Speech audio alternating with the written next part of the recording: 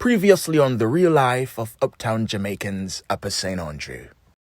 Ashley! Yes, mommy? Jessica! I'm going to buy everyone that work in customs a pair of track shoes so them can run up in their mother. Really, Trevor? You always have to bring home work? It doesn't even feel like a house anymore. It feels like a damn office. Nadine, if you don't shut your goddamn mouth, because if I don't work, you can't stay home and do nothing like a lazy wretch. Why don't you go and screw the gardener like we did last week? She's a coffee cocky like nothing. She's a coffee cocky like nothing.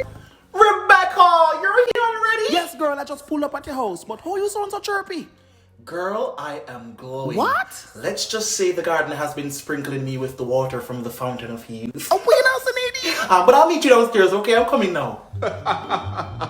Hey, Wayne Marshall and Tommy Chin family, funny as hell, you know. Oyster, where you going?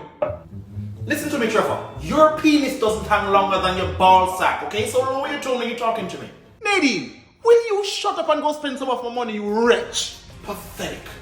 Boy, my son, hand none of my business, but you have to go boxy, girl. Dad, I am not about to put my hands on my wife. You're too soft. That's why the gardener chop it up with sitting with a long saw. You seen that?